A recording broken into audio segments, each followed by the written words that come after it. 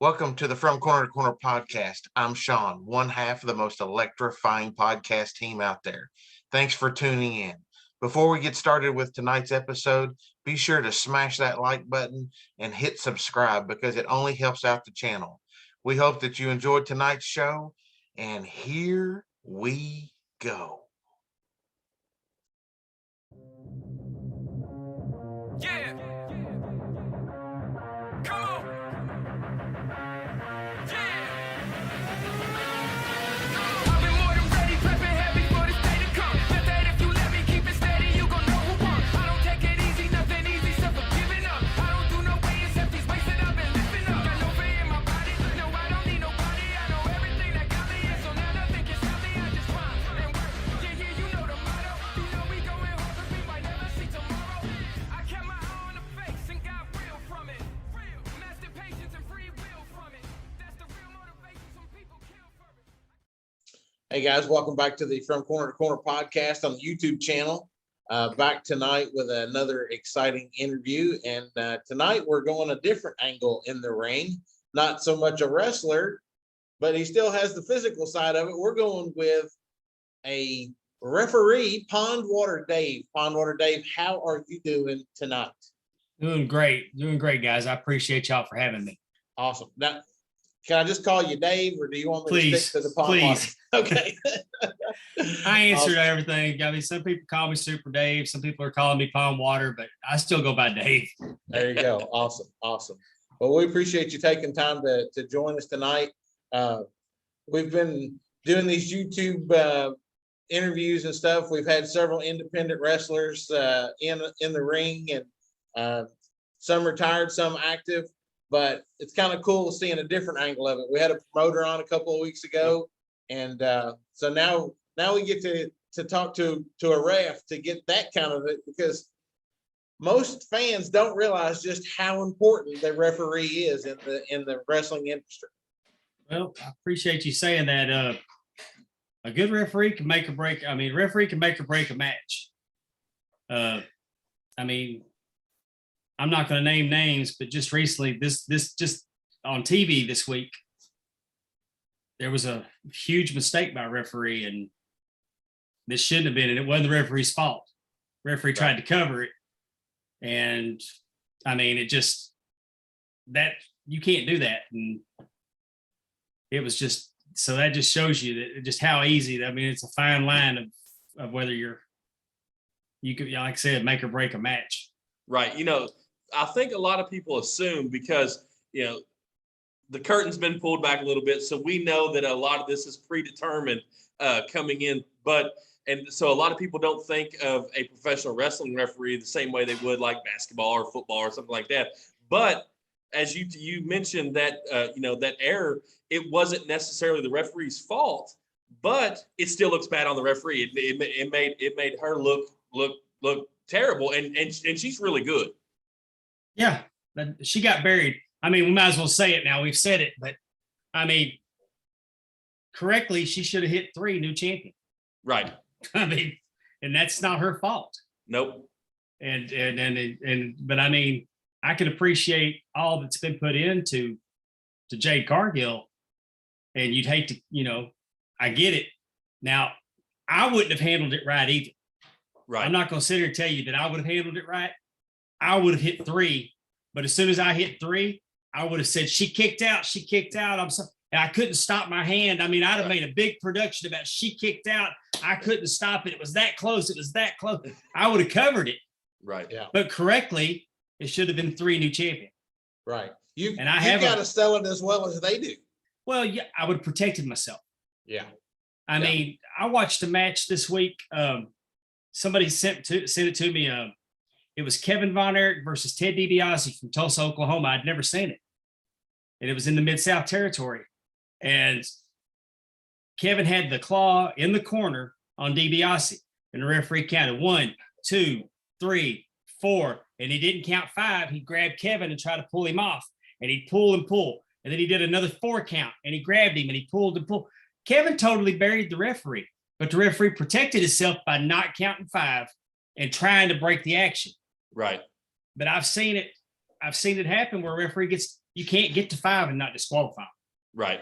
If you actually physically say 5 where it's heard, I mean, it's the same with, you're trying not to count somebody out. We're just a referee, but you got to protect yourself. Don't bury yourself. Right. 100%. Because I'd rather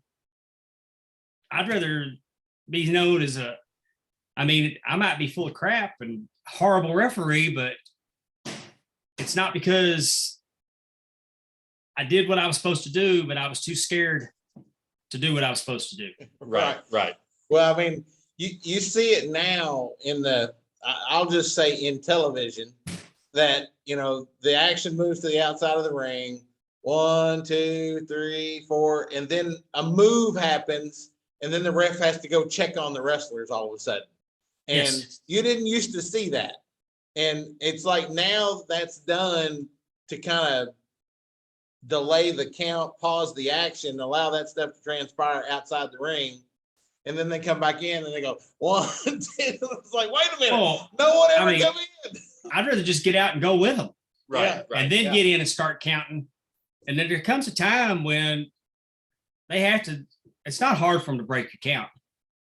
Right. So, but a lot of the time, if I know, hey, we're going outside, I'll just get out and go with them. Right. Now, Dave, tell us, we can obviously see your collection there in the background. What made you a wrestling fan, and at what age did you become that fan? I was a wrestling fan at a very young age. I mean, my mom showed it to me on Saturday night, would tell me that her grandfather used to take her to the matches. And I remember Ivan Putski. And Ivan Putski, I'm going to show you. This is what Ivan Putski looked like back then. Yeah. That's not the Ivan Putski you remember in the 80s from WWE before he Not with a not Polish at all. hammer. But he would come to the ring and he'd have a toy, like a duck on a string. And the Blackjacks would come down and they'd break his toy and he'd go nuts. He was doing feats of strength, like putting a cinder block on his chest and they'd break it with a hammer. I just remember I was really into Ivan Putski. And then, of course, Wahoo. We knew Wahoo when I was a little kid. I'd go to visit my half sisters, and their stepfather would take me to the barbershop with him. I'd get to go to the golf course with him, and he played golf with Lee Trevino, Charlie Pride, and Wahoo McDaniel. I didn't know who those other two guys were, but I knew who Wahoo was. Right. And but then I don't know, maybe when I was 8, 9 years old, Saturday Night Live started up, and I started watching Saturday Night Live and got away from watching Saturday Night Wrestling. And then in 1982, I got home from work one Saturday night. My brother was watching the Channel 11 show in the world class area. We were from Dallas.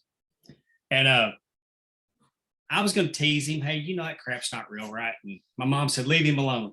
Well, Ric Flair was on. And I couldn't have told you which Von Erich was which, but Rick's out. He's got a couple women with him. He's got a fur coat. And I'm like, who is this? And they were doing training matches. And Kerry drew Kevin. And like he put his hands up and Kerry would drop kick his hands. And they were just doing some things in the ring. And Rick was on the mic. Hey, Von Erich, bust him in the mouth. That's how it would be if he's in there with the world heavyweight champion. And Flair was being Flair. Yeah. And I mean, I was like really hating him. Well, I'm watching this with my brother. And then it was Flair's turn a little bit later in the program, and he drew a wrestler named Brian Adias, who's the Von Erich's family friend, went to school with Kerry. And Rick's not in there with a training match. Rick's in there using him up like a jobber, just being dirty and everything and building all this up. And I'm really hating Ric Flair. So I tell my little brother, I said, here's the deal.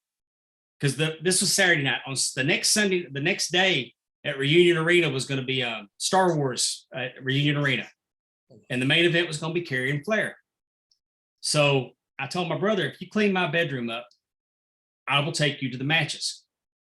Now, guys, I had no intentions of taking my little brother to these matches. I just knew I couldn't get out of the house on Sunday unless my room was clean.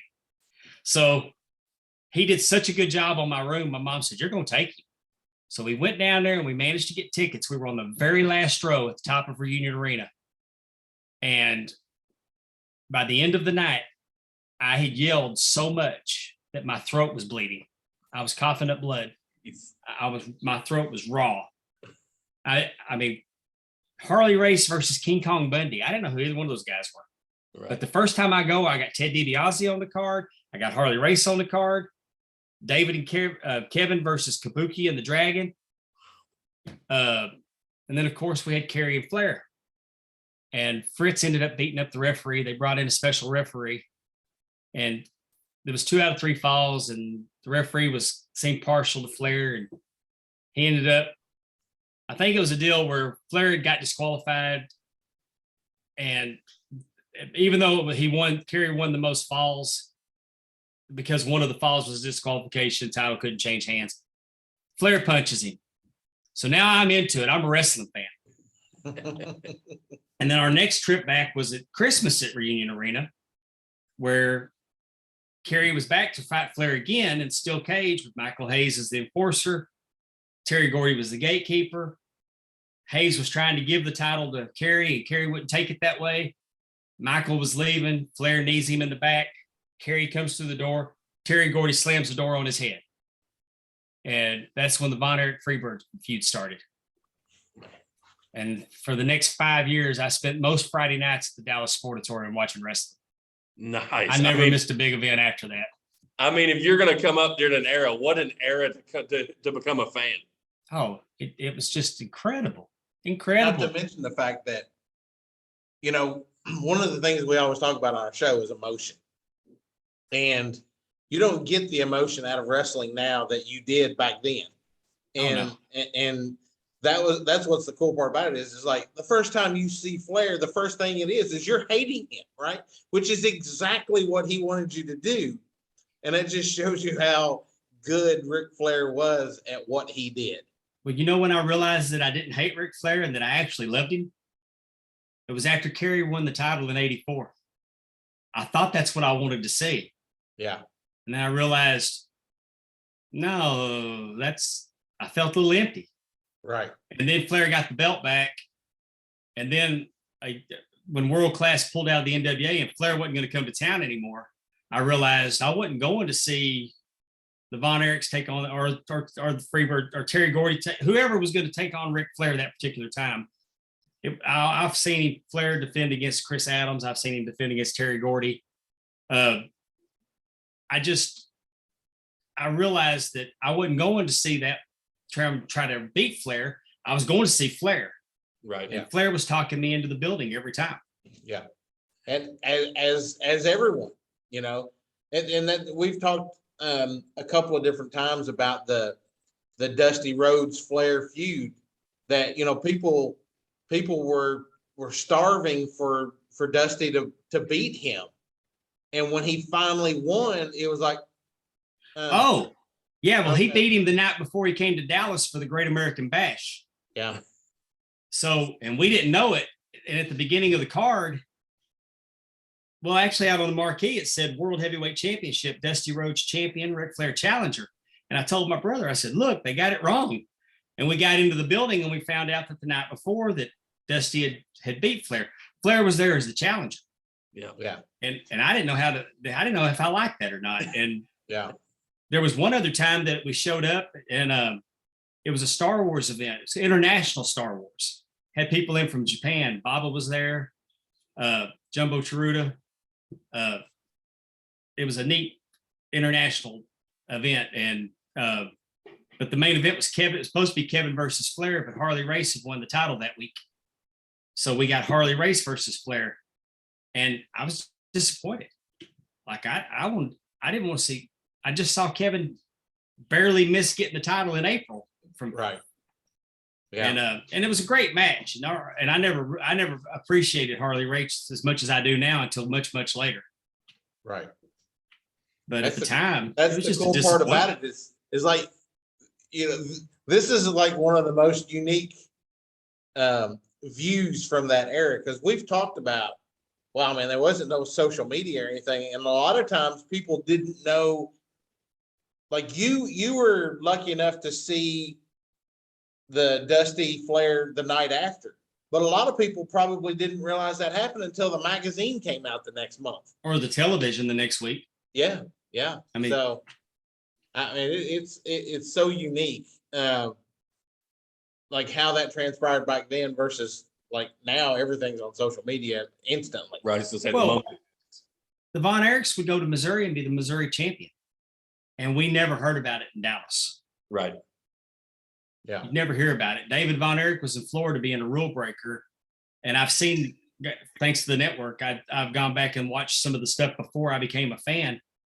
And there was some mention that David was in Florida. He was being really successful. And yeah, he's doing some things that we really don't approve of, but he's taking care of business. Yeah. So, Yeah. I mean, they halfway acknowleded it. Well, And I don't it's know one if of those things where he got to basically when, because the Von Erichs were, I mean, they were the pinnacle of baby faces in Texas, but they would get out of Texas and they got to play a different character. You got to see a different side of them, and they still wouldn't lose that following in Texas because nobody knew. Right. And David's Hill Run in Florida was a lot of fun. I've got lots of DVDs of that. Yeah. Well, so Dave, we know that you are a longtime fan. We know how you got into how'd you get into the business? Here's the funny part. In 1984, I went to Doug's Gym in Dallas, Texas. I wanted to be a referee. I wanted to be like David Manning. David Manning's my all-time favorite referee. And I knew I was too little to be a wrestler. So I go down to Doug's Gym because I'd heard that's where they work out. And some of them worked out. And I went down there and I was shown the door quickly. So, I mean, it was just, that dream was killed pretty quick. And fast forward to 2004, late 2004, early 2005, my brother said was working, his personal trainer, and he had a fellow he was working with that was wrestling for PCW in Arlington, Texas. His character was Stephen Murphy. And he said, Dave, we're going to go over to Arlington. We're going to watch my buddy Murphy wrestle. They got a indie promotion over there. We'll go check it out. And they had some television on one of the UHF channels in Dallas. I'd never seen it, but they did have a little television. And we went over there that night and I watched it and I really enjoyed it. And I noticed there was guys that weren't much bigger than me wrestling. Well, I've got a really good friend through all the belt collecting that his name's Mike Page. Him and his Joey Corman were the Overboys. A fellow named Samir, and they traveled in NWA Wildside. They traveled up to the east and toward the indie circuit. They did a lot in Texas. And I sold Page a belt, and I met him out in East Texas, this restaurant with him and Corman. And for 3 hours, they were telling me road stories about how horrible being in the wrestling business is. And I could not wait to get in the wrestling business after this conversation.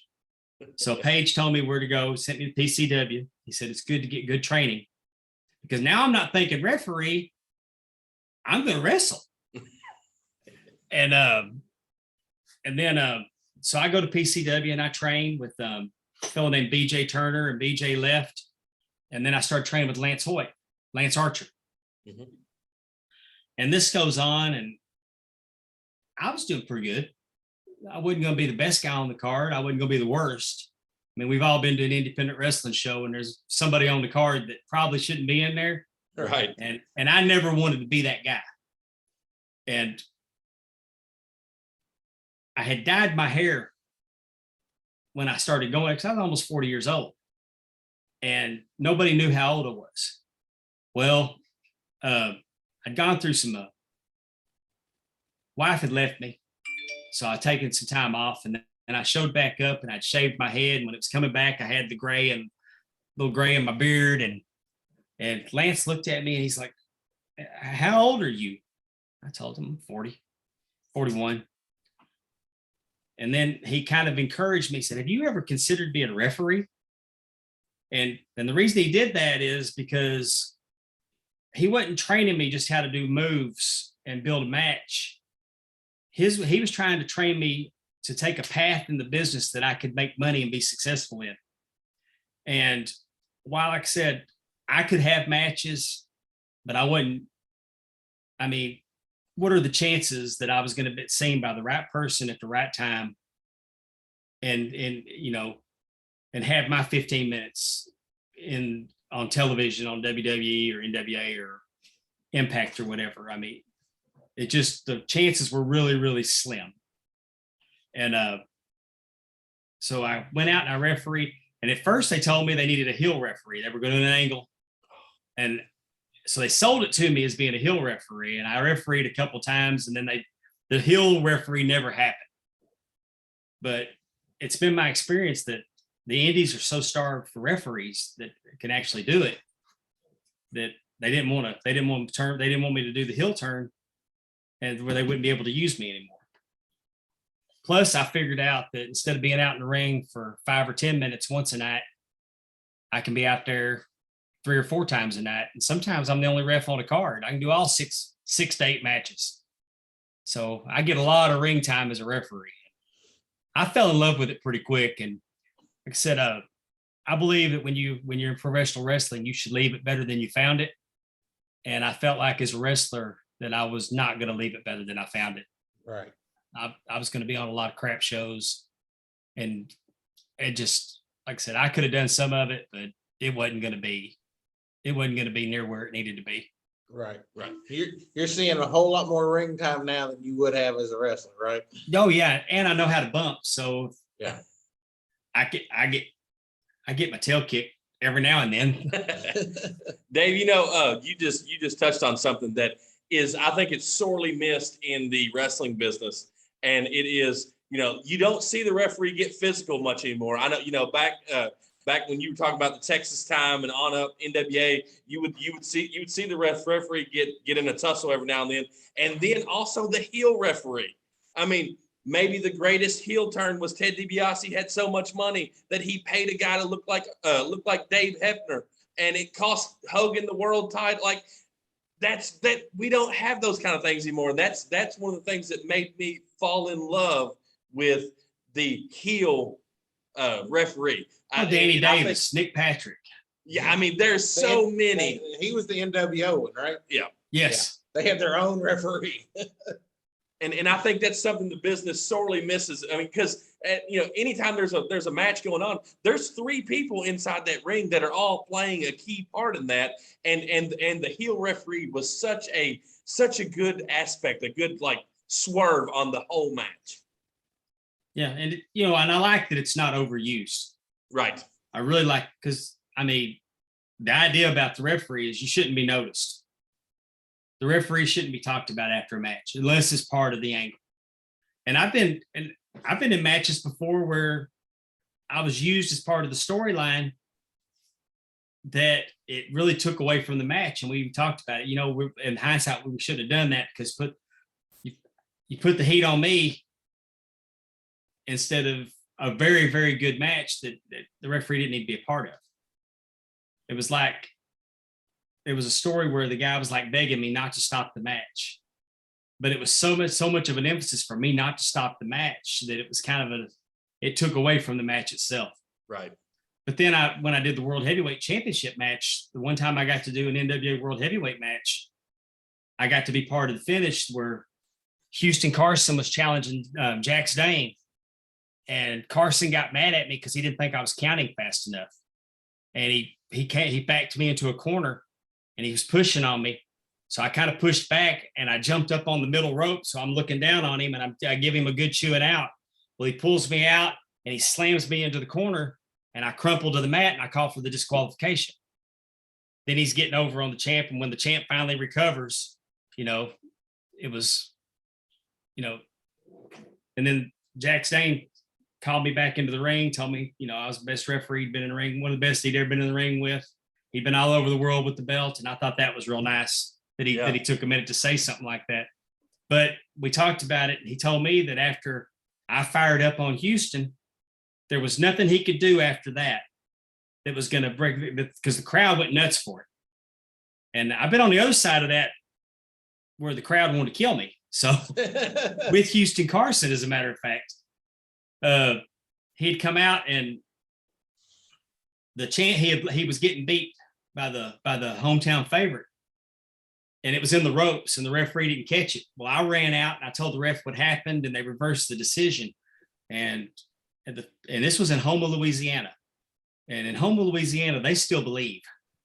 And I mean, I left for the main event because it was that bad. Oh, wow. And We were still there. I told my wife to go get the truck and bring it around back because I didn't want to walk out there. And because I had personalized license plates that said NWA ref. Oh gosh. But I felt like I was going to die. I had a woman tell me that you should effing die. Jeez. Wow. Yeah, it's still real to me, dang it. Hey, and I loved it. I loved it though. I mean, that's what Right. it's all about. When people will suspend their disbelief and get into it. She wanted to kill me. So when I got to do that, I kind of got to redeem myself to that crowd in Houma, Louisiana. That night they didn't hate me. Right. That's awesome. Now, Dave, tell us, as a referee, what is some of your favorite memories of being in the ring? Could be because of the wrestlers you were with, could be because of the high profile of the match, whatever. What are some of your favorite memories of you as a referee? They go along with what I just told you. Yep. The times that I got to feel real heat. Yeah. Early, I came out and after all the shenanigans had happened and the face had got screwed, I come running down the ramp, slid in the ring, counted 3. And this wrestler, Franco D'Angelo, and Franco D'Angelo had a huge female following, and they were not happy. But it wasn't my fault. I didn't see it. I didn't see the golf club in the head. I just got there in time to count after the aftermath. Right. And he gave me a kick to the gut, put me on his shoulders. I don't remember what he called it. It was the F5. Gives me the F5. I'm laying there in the ring, and the crowd starts chanting, "He deserved it." Clap, clap, clap, clap, clap. And I'm laying there trying not to smile because I'm loving it. I'm loving this. And then in a little town called Sulphur Springs, Texas, Wally Darkman versus Robert Evans. Robert Evans went on to wrestle for Ring of Honor. He changed his name to Archibald or something. But anyway, the match started. It was for light heavyweight championship. Match started. Robert wore tights, but he wore the shorts over the tights. Mm-hmm. Wally pulled his tights all the way down to his ankles and had him rolled up. 1, 2, 3, it was over. And he's sitting there with his tights down, telling me, how are you going to let this go? So I agreed with him, and we restarted the match. 30 minutes later, he rolls him up, big old handful of the tights. I'm down there by the shoulders, and I miss it. 1, 2, 3, and the crowd is losing it. There's no barrier. They're coming, they're rushing the ring, they're yelling, they're screaming. And Wally says, there's a little girl, and she's almost crying. He says, "Come here, little girl. Tell him what you saw." She's like, you can't do that. And I mean, people are running up and grown-ups are yelling and screaming at me. So the timekeeper whispers to him, he says, "Go over there and take the belt away from Robert, and we're going to hold it up for the next show." So that was crazy. You could feel it. And when you can feel it like that, there's not a better feeling than that kind of heat. That's so awesome. And you don't get to do it very often. And so I mentioned Mike Page and Joey Corman. They started a tag team called the Medics. And I got to step in as their manager. So Dr. Philip D. Payne was born. I was the chief of staff, Dr. Philip D. Payne. And so I managed, and I even brought us a nurse in. I got my daughter, her name was Ophelia Payne. So we did the whole medic deal. And one night we were doing a show in Garland, Texas, and my daughter had just come on board with us, and we were at ringside, and one of the medics puts Carrying Arcane, Christopher Hayden with Genesis. So they put Carrying Arcane through the ropes to get slapped, and my daughter alligator arms it just barely, and it looked horrible. And I knew it looked horrible. So I shoved her and I said, "That's not how you do it." And I slapped the taste out of his mouth. I said, "That's how you do it." So then this woman, the crowd didn't appreciate me dressing her down. So the crowd's really in my ear the rest of the match. And this woman's just relentless on me. And I finally turned around and I said, "Look, lady, I don't go to your job and interrupt you while you're yelling scattered, smothered, covered, and chunked. You don't come to my job and interrupt me when I'm doing what I'm doing." And it just, I mean, from there, it was even worse. And the whole finish comes up where I jump in and I throw my stethoscope around his throat and I'm choking him. He backs me into the corner. I crumble to the apron. And anyway, all of it finishes and we've won and we cheated. So my daughter says, we won. Well, I'm in the ring and I'm jumping up and down and I'm, being obnoxious like Jim Cornette. I'm just being really obnoxious that we won. Well, my guys are on the floor and the guys that we screwed are in the ring with me. So I kind of back up and I'm like, oh no. And I turn around, boot to the gut, grabs me, slings me into the corner. I come staggering out of the corner, clothesline from hell, ass over tea kettle laid out flat, and the crowd erupted. And that is, and I got carried out. And when I got in the back, Skander Akbar was promoting that show. He gave me a compliment, and that's the highlight. That's the highlight right there. Right. Dave was a natural born heel. Oh yeah, I love it, and I mean, and you can tell, like, you get so much enjoyment out of that because I bet it's so unlike who Dave really is. No, if you can't get along with me, you can't get along with anybody. I felt really bad after shows trying to leave when I was managing, just leaving straight out and ignoring people that were trying just because get away from me, because I tried to be a true heel. And that part I didn't like, but when I was doing it in front of the crowd, we were going to this one town every week, and I heard Stephen Colbert. I don't remember, he might have been on the Daily Show, but he used to knock a town. And he said I compared it to pond scum, but I didn't mean it was pond scum. I mean, it was, and he'd say something even worse. So every time we'd go to this town, I'd cut a promo on it and say, "I'm sorry. Last time we were here, I said that it was the armpit of Texas. What I meant to say was," and then I just, keep on. But after about 3 visits in, the promoter told me, he said, "You can't talk about the town anymore. Chamber of Commerce is sponsor." And so But do you understand the business? What do you mean? What are you talking about? So he cut my throat on that.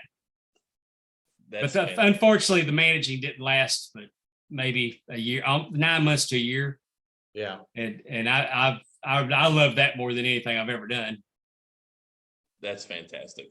Now, Dave, tell us some of the places that you have been fortunate enough to referee. Arlington, Texas.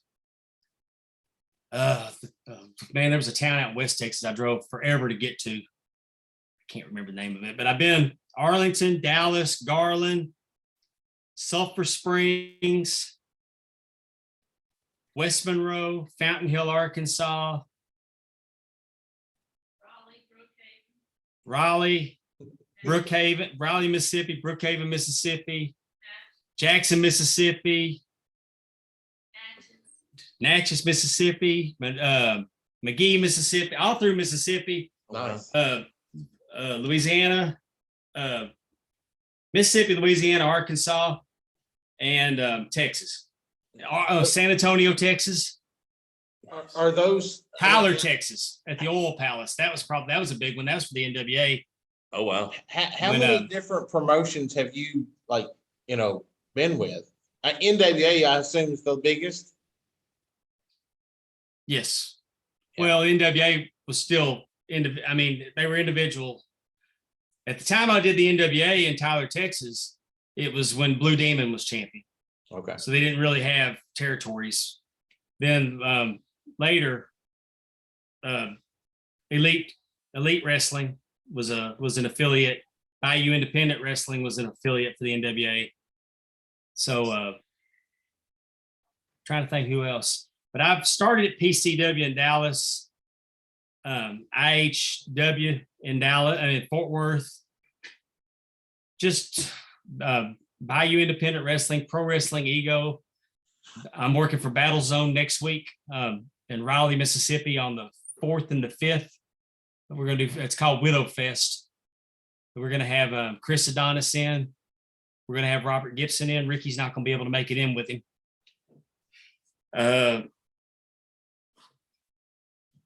Trying to think.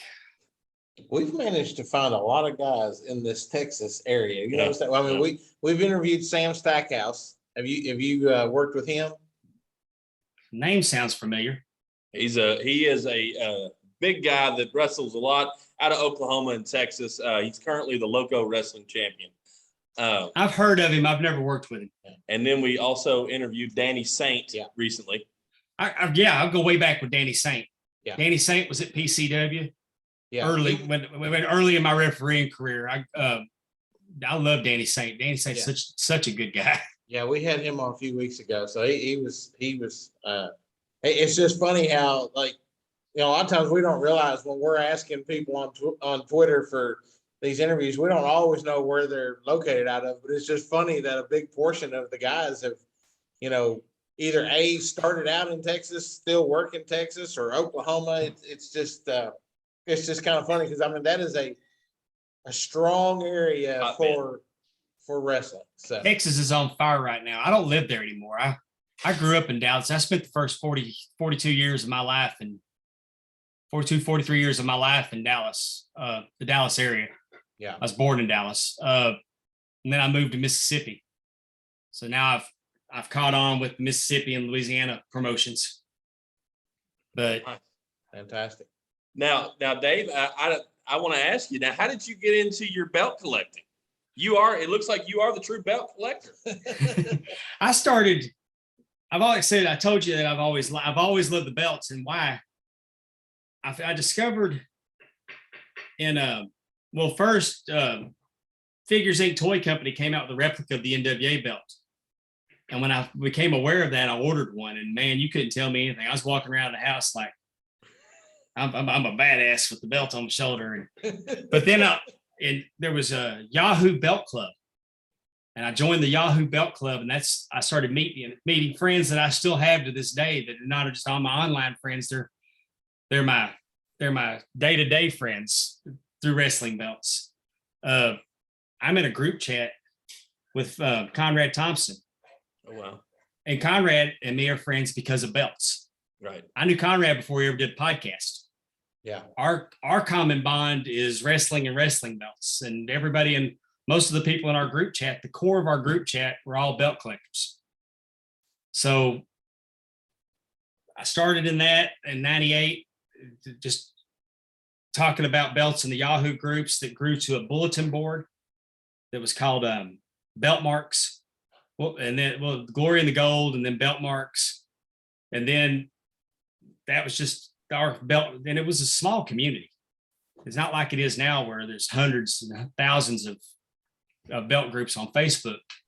But I started with the Figures 8 belt, and then the WWF came out with their belts. And I got mine the week of WrestleMania 17. So I let my brother take the Intercontinental, and I took the world belt, and we're walking around the Astrodome like we're hot crap. And, you know, because nobody had got them yet.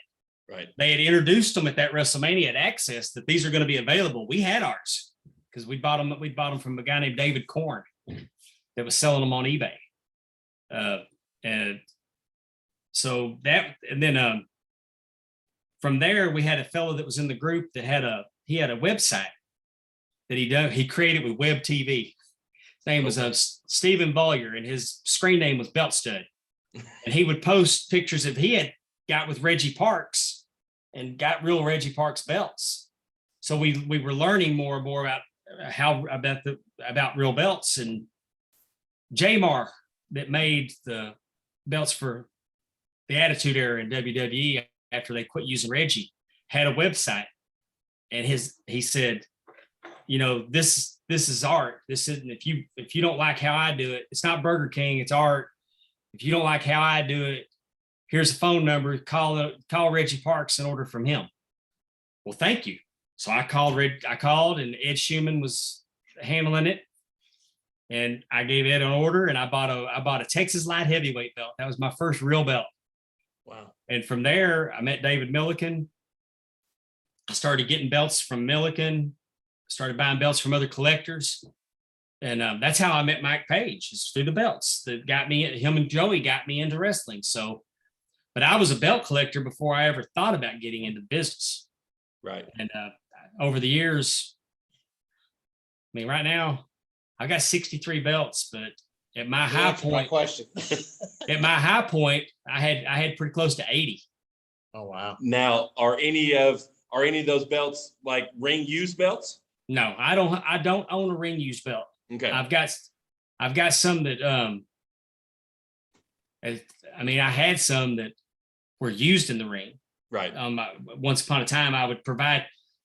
My belts were making more money in wrestling than I was when I started refereeing, because I'd rent my belts out to the promotions to use. Okay. So my belts actually made more than I did as a referee. But now I just have replicas, and Okay. the only thing I have ring used is just my personal gear that I use as a referee, Right. and the David Von Erich trunks. I've got those. He wore those the night that he subbed for Buddy Roberts, and the Von Erichs won the 6-man title. That same night they slammed the door on Kerry's head. Right. He wore them all throughout the Jimmy Garvin feud. And on Labor Day, when he won the Texas title back from Jimmy Garvin, he was wearing those. And Jimmy Garvin liked to collect things from people that he wrestled. So he'd have a Wahoo headdress, and he had David Von Erich's trunks. And I was able to acquire those from Jimmy Garvin last year. That is a beautiful piece, by the way. And when I think David Von Erich, that's what I remember. I even called my brother and I said, "Hey, you remember David's trunks that he wore?" He goes, "The yellow ones?" Yeah. And it's not the yellow ones that Kerry wore when he won the championship, because David had retired the yellow and black and started wearing yellow and blue. So I'm real proud to have those. Oh yeah, for sure. For sure. So you talked about now that belt collecting group, I guess it was always popular, but when the WWE produced their Hidden Treasures or whatever it was called recently on AEW or on A&E, I think is what it was. Yes. I didn't realize how in depth that belt collecting world is. I mean, it's pretty in depth. Oh, it's incredible. Now, you have the collectors you saw, they have the real stuff. Right. Dan Lambert. Dan Lambert is, I mean, you see him on AEW. Dan Lambert has some of the best wrestling belts that have ever been used. I mean, classic belts. You saw when they went down to Louisiana, and trying to think what they got. They were going for. Greg Valentine went down there to get his robe. Yeah. I think he got a robe, but Craig, he owns all. I mean, he had all the Mid-South belts, the big one, the old one. He had all the Mid-South belts. He actually owns the ring-used Texas belt. Oh, wow. He has a ring-used Texas. He has a ring-used World Class. He has the robe that Kerry wore the day that he won the World Championship. It says in memory of David. Craig's one of the best, I mean, premier collectors. And then, of course, we know Conrad is. Right. You know, Conrad owns the belt. Yeah, Yeah. He is the big gold. He's got Ric Flair's big belt. Yeah. Yeah. And I mean, so I've got a good friend named Jeff Jewett. And if you listen to Conrad's podcast, he refers to him as doo-doo trucking. Okay. But Jeff Jewett's probably he's got some ring use stuff, but his collection is what I patterned my collection over his. It's what my collection aspires to be. I mean, he'll have like a Piper section. He'll have a Flair section. He'll have an NWA section. I mean, he's got his theme like I do, but his is so much better at how he's done it. Well, then, I mean, I have seen pictures of your collection, and as I told you before we came on, it's quite the collection. So if his is something you're trying to pattern yours after, I can only imagine how good his collection probably is. Yeah, and then there's others that you just don't ever hear about. Right. Well, his collection is what sparked you to want to interview him, right? Right. When you found out he was a referee, Well, he has the Flair robe. Yeah. So, Well, the Flair robe is a replica. is it really? Yeah, they came out with the Ric Flair belts, the I've got the belt over here and by the flare wall, but it's one of the legacy belts Okay. that they made. On the back of it, it's got all those little sayings on the back, and then it's got the Ric Flair tip on it. It's just a really beautiful belt. The dang package weighed 50 pounds. Oh, good day. It's in a huge wood crate that's shaped like a diamond. But you got a replica of the robe. It's a replica of the robe he retired in. And the robe weighs 10 pounds. I mean, no, it doesn't. It weighs 5 pounds. Wow. And it's a quality robe, and I put it on a mannequin. But yes, the robe, I saw that. Yeah, that was the picture that I saw. yeah, well, the robe got my wife on board with me getting the belt. Because it wasn't a cheap purchase. Right, I'm sure. And so I was fortunate I was able to get one because they only made 1,000 of them. Yeah, that's fantastic. Now, as a referee, how long does Dave plan on being in the ring as referee? Until it hurts too bad where I can't do it. I took a couple years off. My bond with I got a couple grandkids that really are into wrestling. And I have my enjoyment of watching wrestling now is to watch it with my grandkids. Right. I call it the Disney on Ice experience. You know, right now wrestling, WWE wrestling to me has gotten to a level where it's just entertainment, and it's like Disney on Ice. Mm-hmm. And if you're with a little kid, you can enjoy Disney on Ice. But even as an adult, when you see Mickey Mouse, you like Mickey Mouse. So when Roman's out there, Charlotte's out there, especially Brock Lesnar, but then, you know, here comes the Miz. So Chip and Dale skate out for their little segment. And here comes Gaston over here when Baron Corbin. You know what I'm saying? I'm not down to the performers at all. I'm just saying that this is what this product is. It's entertainment now. And it's, right. I mean, I'm not, except for when Brock Lesnar's out there, I'm not really believing a lot of it. Right. And so watching wrestling with my grandkids has become a passion to me. Well, I've stepped away from refereeing because if I'm in the ring, I can't see how they're reacting, and I wanted to watch it with them. Right. And that was all good on paper until I went and took them to an event here locally, and I hated every minute of sitting in the crowd. So I was like, nah, I got to go back to it because it slowed down during the pandemic. So that first year wasn't bad because I really wasn't missing anything. Right.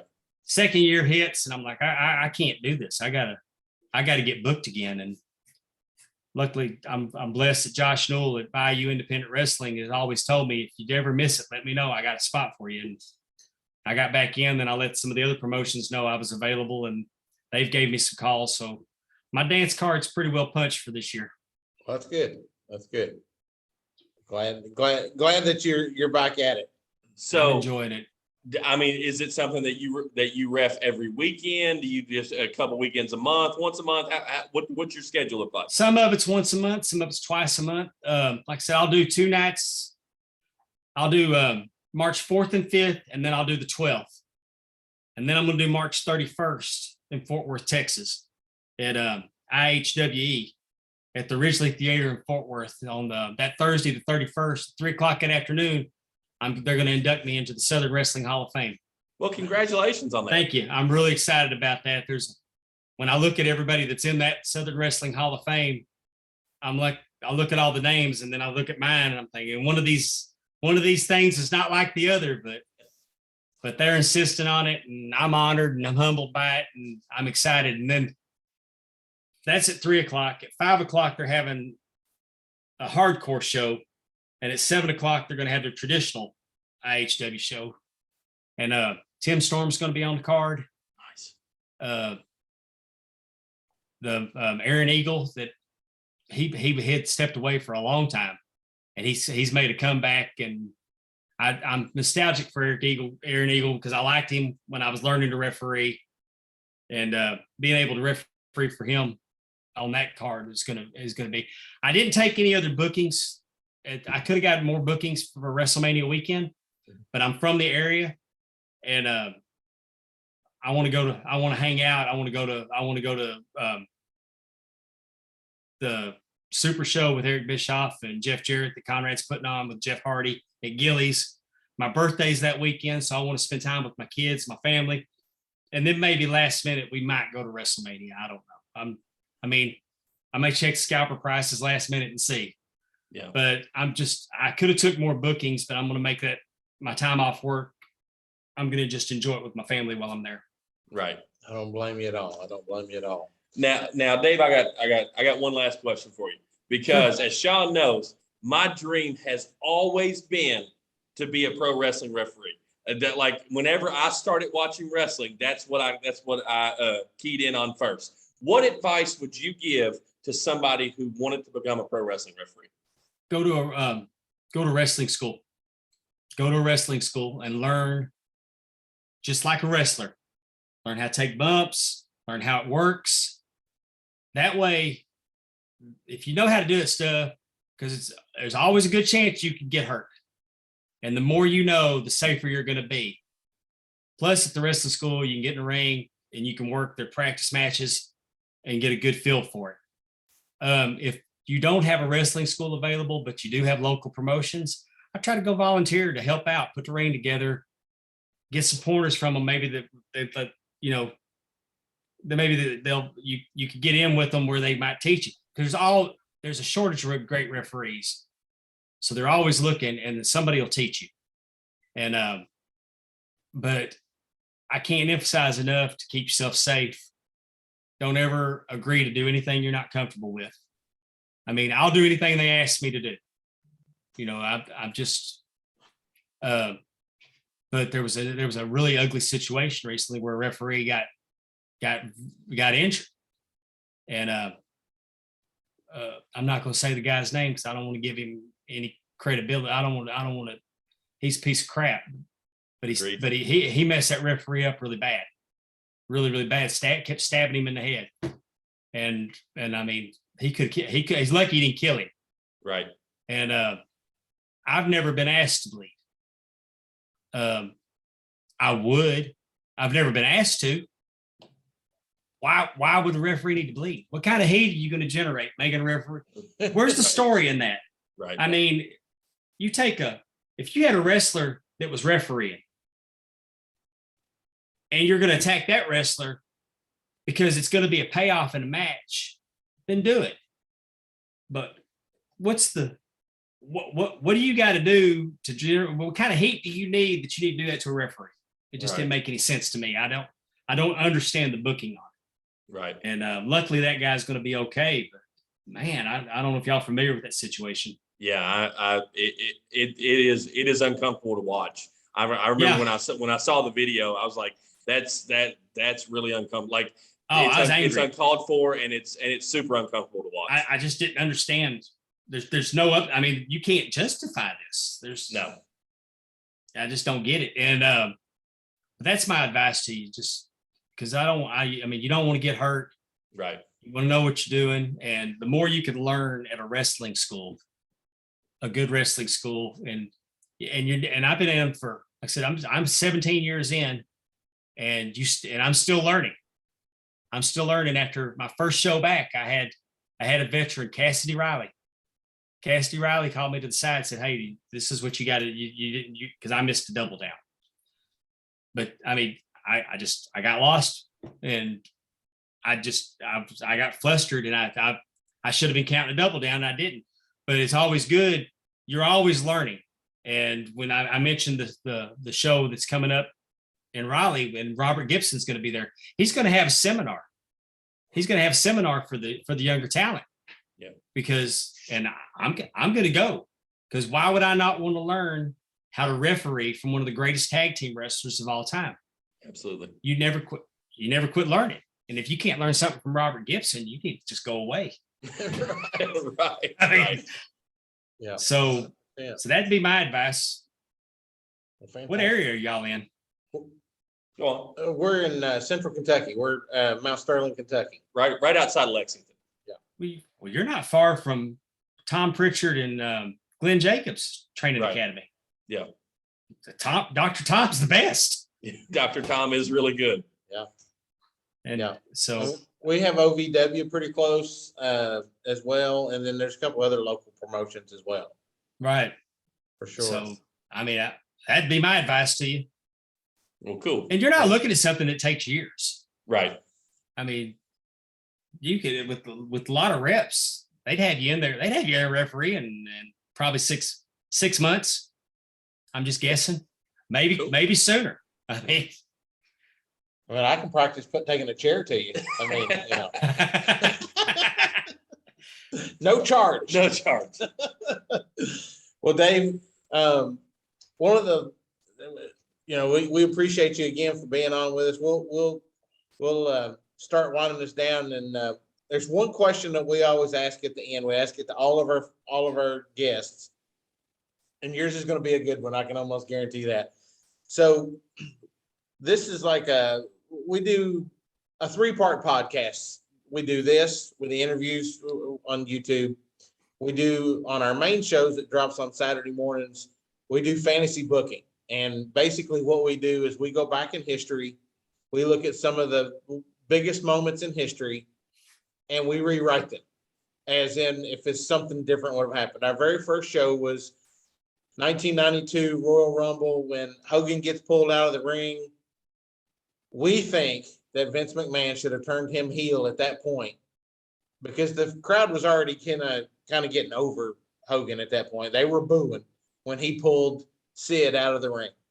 So we thought that was a great opportunity. So we've done all kinds of different shows where we've rewrote that history. And then on Wednesdays, we do what we call the Mount Rushmore of wrestling. And so we'll just pick a topic, a random topic. We have all kinds of topics on a spin wheel. We'll pick a random topic and then we'll do a Mount Rushmore, our top 4. Well, we wound up doing a top 50 and it took us 10 weeks and we just counted down and we ultimately got to the top 4 wrestlers of all time. So we always like to ask our fans on the last question, our guests. Well, he is a fan. He is a fan, but and I will always be a fan. I don't think being a mark. I don't even think being a mark is a bad word. I would agree. right. For sure. I'm always going to be a mark for this business. Well, we always like to ask our guest on that final question is, what would be your Mount Rushmore of wrestling? Mount Rushmore wrestlers? Your top 4 wrestlers of all time. Ric Flair, Mm-hmm. Dusty Rhodes, Okay. Hulk Hogan,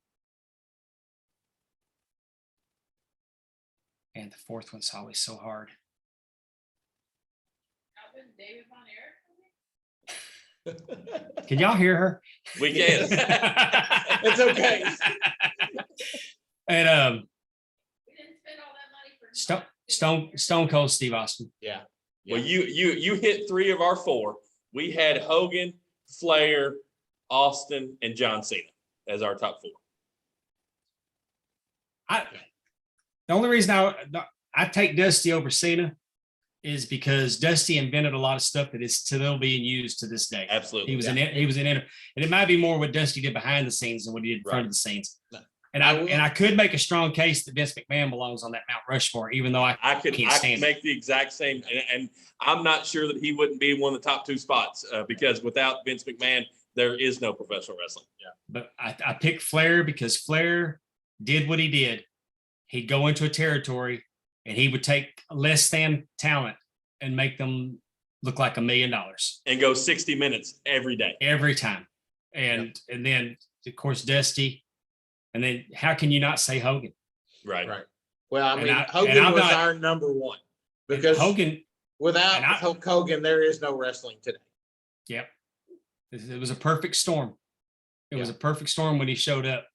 And I do 100% agree with you that he should have gone heel earlier. And then of course, Austin might be the biggest draw of all time. Yeah. Yes. And humble brag, I saw Austin's first match against Frogman LeBlanc. Oh, wow.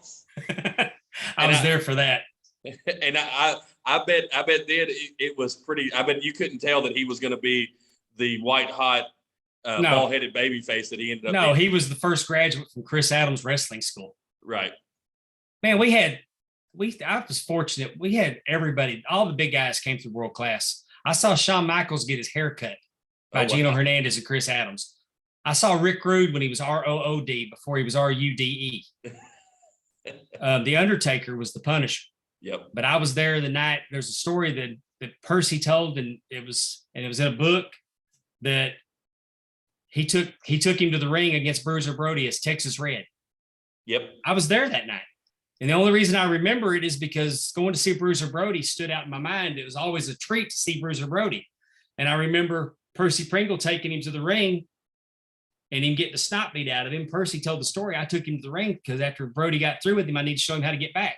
Right. But I heard the story and I'm like, I was there that night. I remember it because I know who Texas Red was, just a big guy. Yeah.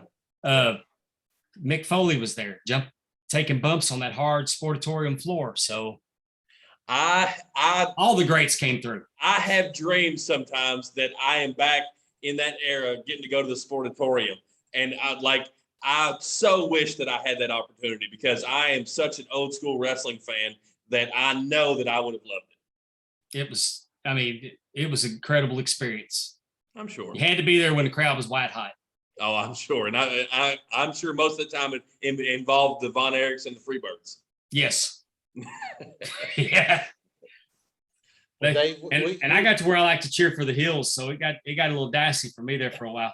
I told you, natural born heels. Right, So. right. Well, How you go against Terry Gordy? Listen, I ain't gonna say nothing to Terry Gordy. Right. I was there when he put that fan three rows back. Oh my gosh, that's fantastic. Well, Dave, we appreciate so much you coming on, and spending time with us this evening, and your wife allowing you to spend that time with us.